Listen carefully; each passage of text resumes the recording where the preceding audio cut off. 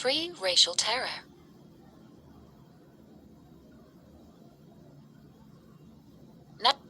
Nationally after slavery, white Americans, frequently aided by the government, maintained the badges of slavery by carrying out violence and intimidation against African Americans for decades.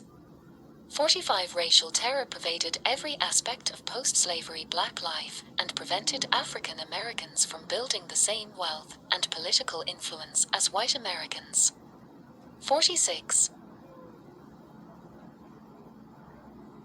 African Americans faced threats of violence when they tried to vote, when they tried to buy homes in white neighborhoods, when they tried to swim in public pools, and when they tried to assert equal rights through the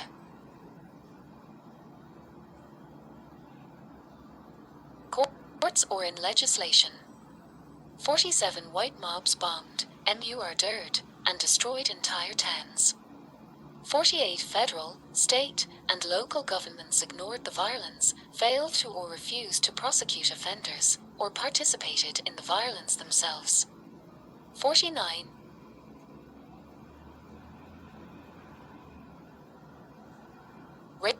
Racial terror takes direct forms, such as physical assault, threats of injury, and destruction of property.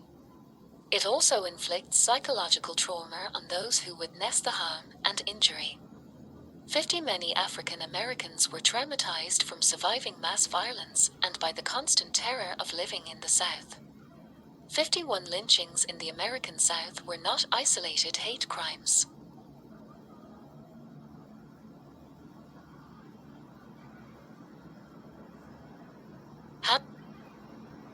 Hampton, Virginia.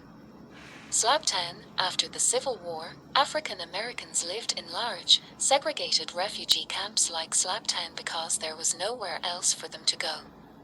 Hospitals, dispensaries, and military camps were unable to serve the masses of enslaved people, black soldiers, and other refugees who entered the North due to the Civil War. Escaped and abandoned formerly enslaved people settled near or within the Union Army's military camps and battle lines. The camps did not have adequate sanitation, nutrition, or medical care. 1 out of every 4 African American who lived in the camps died. 1864. Courtesy of Library of Congress. 8. Executive Summary. Committed by rogue vigilantes, but part of a systematic campaign of terror to enforce the racial hierarchy. 52. Racial terror targeted at successful African Americans has contributed to the present wealth gap between black and white Americans. 53.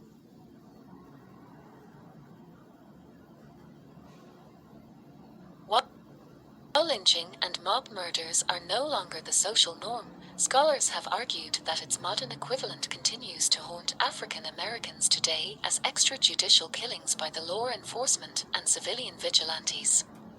54. Racial terror remains a tool of discrimination and control of African Americans, from redlining and segregated schools to disparate health care and denial of bank loans.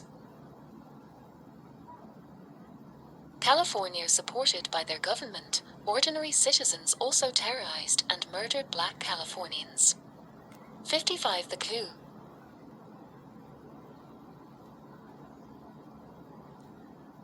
Ku Klux Klan, KKK, established local chapters all over the state in the 1920s. 56. During that time, California sometimes even held more KKK events than Mississippi or Louisiana. 57. Many of California's KKK members were prominent individuals who held positions in civil leadership and police departments. 58.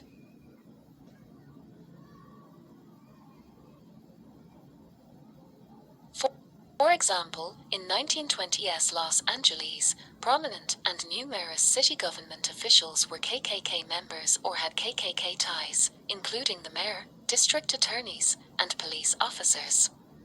59. Violence against African Americans peaked in the 1940s as more black Californians tried to buy homes in white neighborhoods. 60.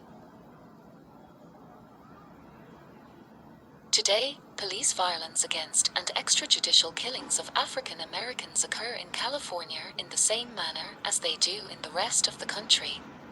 61. 4. Political disenfranchisement.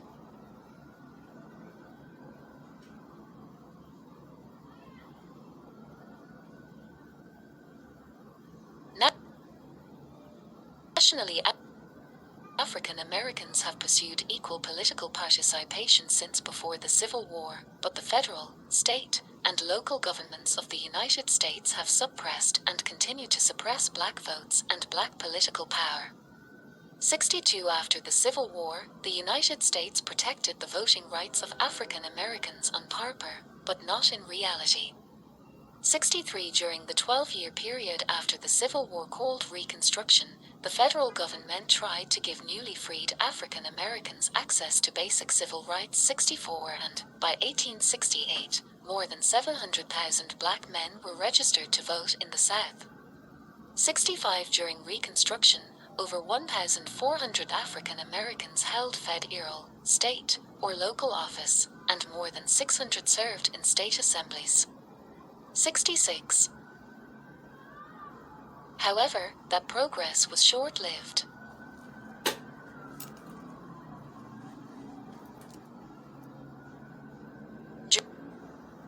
During the contested presidential election of 1876, Republicans and Democrats agreed to withdraw federal troops from key locations in the South, effectively ending Reconstruction.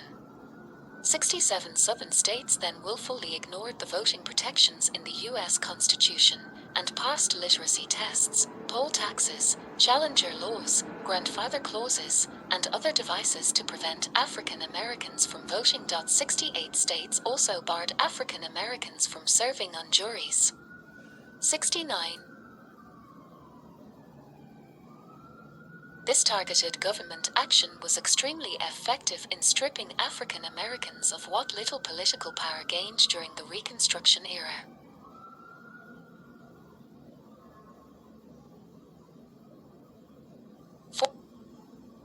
For example, in 1867 black turnout in Virginia was 90%. 70. After Virginia's voter suppression laws took effect, the number of black voters dropped from 147,000 to 21,000. 71. During Reconstruction, 16 black men held seats in Congress. 72. From 1901 until the 1970s, not a single African American served in Congress. 73.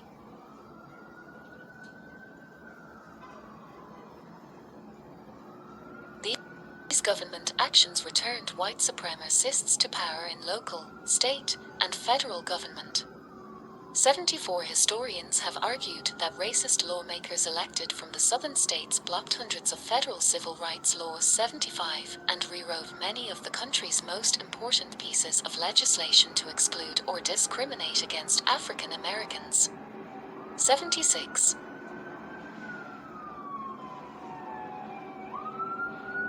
Rayfield Lundy, Republican candidate for the California 55th Assembly District, inspects a burnt cross at 1816 East 122nd Street, Los Angeles, California. 1952. Courtesy of Los Angeles Examiner /USC Libraries /Corbis via Getty Images.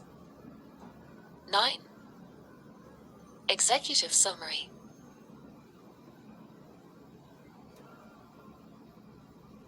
For example, the New Deal, a series of federal laws and policies designed to pull America out of the Great Depression, created the modern white middle class and many of the programs that Americans depend upon today, such as Social Security.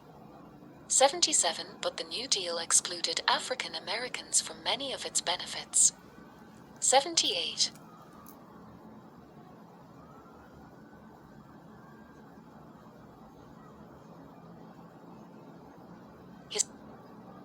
Historians have argued that Southern lawmakers ensured that the Servicemen's Readjustment Act of 1944, commonly known as the GI Bill, was administered by states instead of the federal government to guarantee that states could direct its funds to white veterans.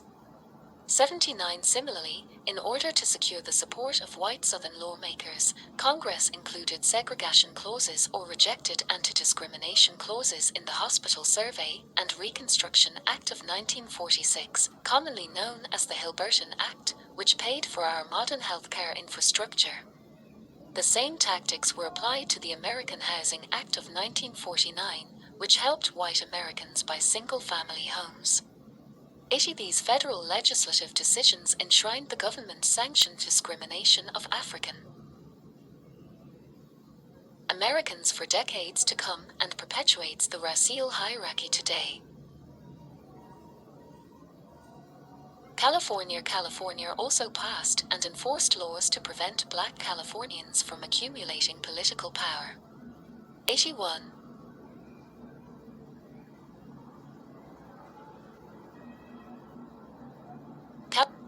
California passed a law prohibiting non-white witnesses from testifying against white Californians.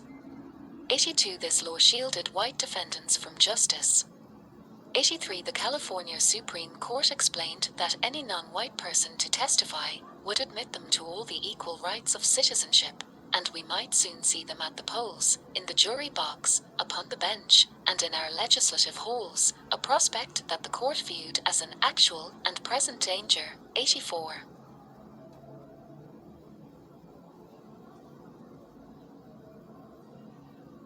California did not allow black men to vote until 1879. 85. The state also passed many of the voter suppression laws that were used in the South. California prohibited individuals convicted of felonies from voting. 86. Added a poll tax. 87. And put in place a literacy test. 88. V Housing Segregation.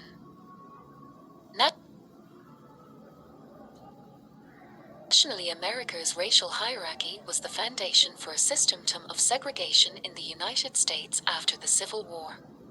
89. The aim of segregation was not only to separate, but also to force African Americans to live in worse conditions in nearly every aspect of life. 90.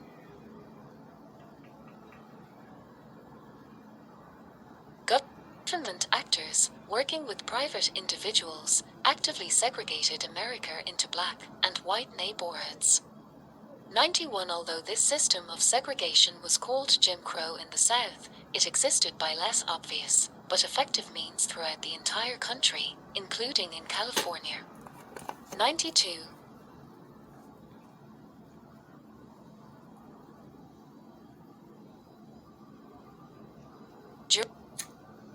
During enslavement, about 90% of African Americans were forced to live in the South. 93. Immediately after the Civil War, the country was racially and geographically configured in ways that were different from the way it is segregated today. 94. Throughout the 20th century, American federal, state, and local municipal governments expanded and solidified segregation efforts through zoning ordinances, slum clearance policies, construction of parks and freeways through black neighborhoods, and public housing siting decisions. 95. Courts enforced racial covenants that prevented homes from being sold to African Americans well into late 1940s. 96.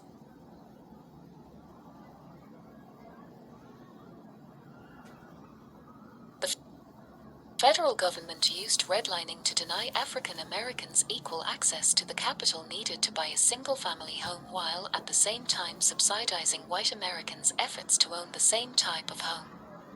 97. As President Herbert Hoover stated in 1931, single-family homes were expressions of racial longing, and that our people should live in their own homes is a sentiment deep in the heart of our race. 98.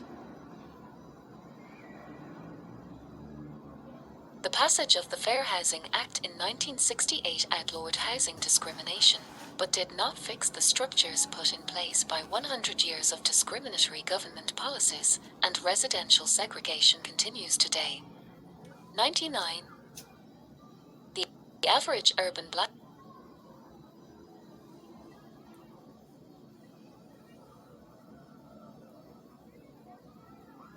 person in 1890 lived in a neighborhood that was only 27% black. 100 in 2019, America is as segregated as it was in the 1940s, with the average urban black person living in a neighborhood that is 44% black. 101 better jobs, tax dollars, municipal services, healthy environments, good schools, access to health care, and grocery stores have followed white residents to the suburbs, leaving concentrated poverty, underfunded schools, collapsing infrastructure, polluted water and air, crime, and food deserts in segregated inner city neighborhoods. 102. 10. Executive Summary.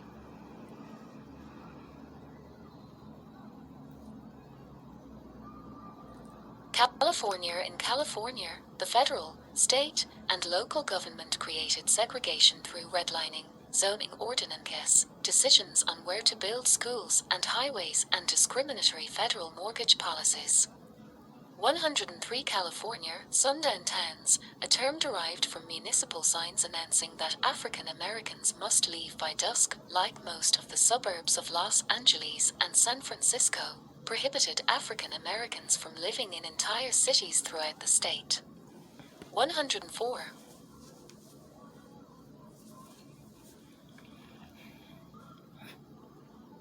The federal government financed many whites-only neighborhoods throughout the state.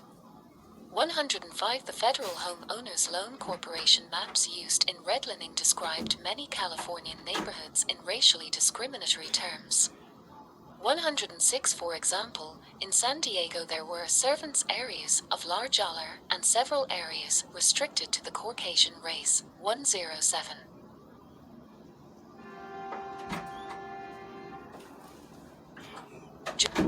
During World War II, the federal government paid to build segregated housing for defense workers in Northern California. 108. Housing for white workers eerily better constructed and permanent. 109. While white workers lived in rooms paid for by the federal government, black wartime workers lived in cardboard shacks, barns, tents, or open fields. 110. Racial restrictive covenants, which were clauses in property deeds that usually allowed only white residents to live on the property described in the deed, were commonplace, and California courts enforced them well into the 1940s. 111.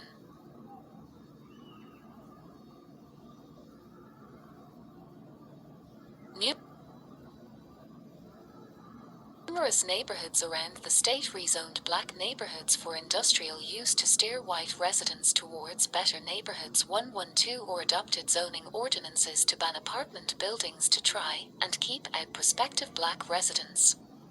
113.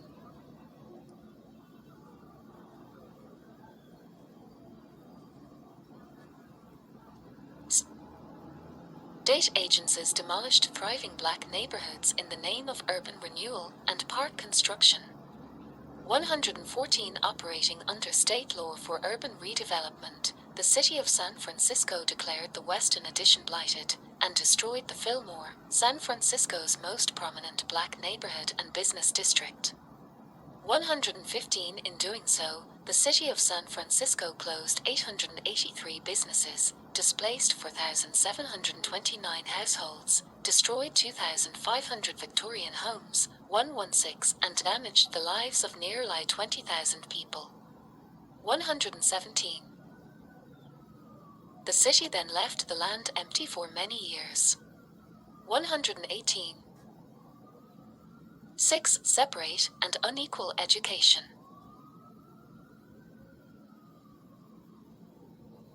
Nationally, through much of American history, enslavers and the white political ruling class in America falsely believed it was in their best interest to deny education to African Americans in order to dominate and control them.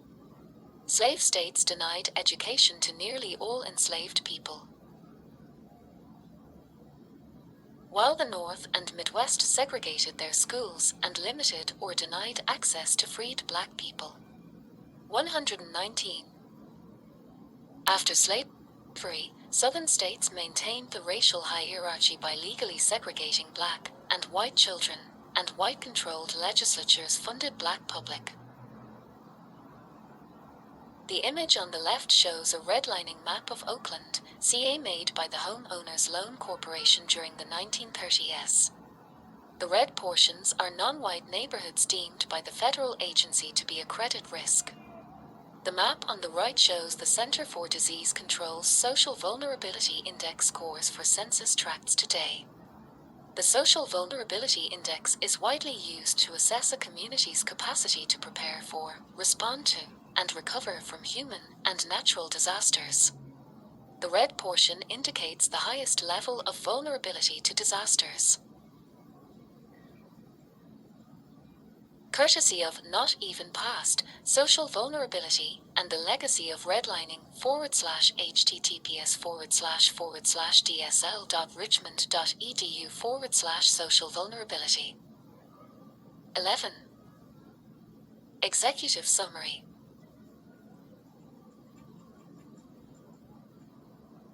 Schools far less than white public schools. 120 an Alabama state legislator stated in 1889, education would spoil a good plow hand. 121 black teachers received lower wages, and black children received fewer months of schooling per year and fewer years of schooling per lifetime than white children. 122.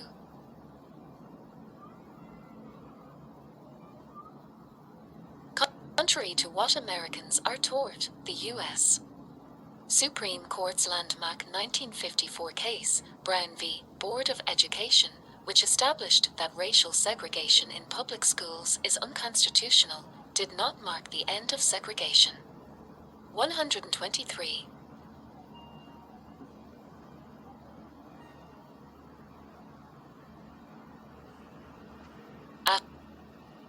After Brown v. Board, many white people and white-dominated school boards throughout the country actively resisted integration.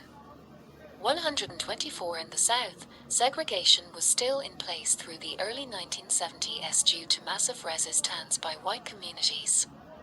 125 in the rest of the country, including California, education segregation occurred when government sanctioned housing segregation combined with school assignment and citing policies. 126 because children attended the schools in their neighborhood and school financing was tied to property taxes. Most black children attended segregated schools with less funding and resources than schools attended by white children. 127. In 1974, the U.S. Supreme Court allowed this type of school segregation to continue in schools if it reflected residential segregation patterns between the cities and suburbs. 128 in part, as a result of this and other U.S. Supreme Court decisions that followed to further UN-determined desegregation efforts, many public schools in the United States were integrated and then resegregated, or never integrated in the first place. California. In 1874, the California Supreme Court ruled segregation in the state's public schools was legal. 129, a decision that predated the U.S. Supreme Court's infamous separate but equal 1896 case of Plessy v. Ferguson by 22 years. 130.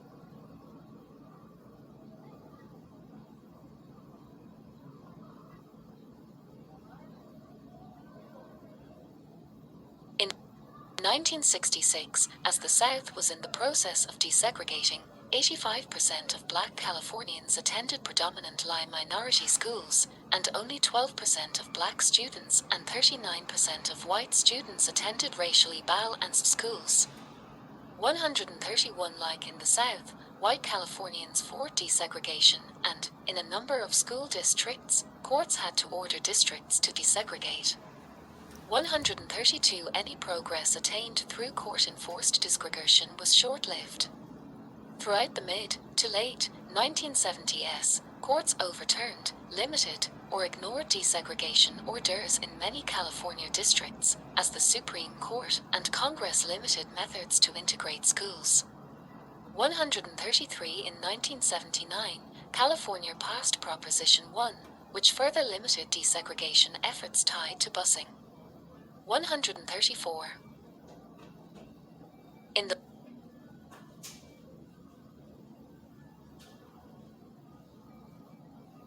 vast majority of California school districts, schools either resegregated or were never integrated, and thus segregated schools persists today.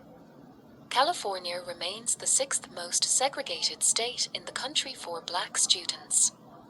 135. In California's highly segregated schools, schools mostly attended by white and Asian children receive more funding and resources than schools with predominantly black and Latino children.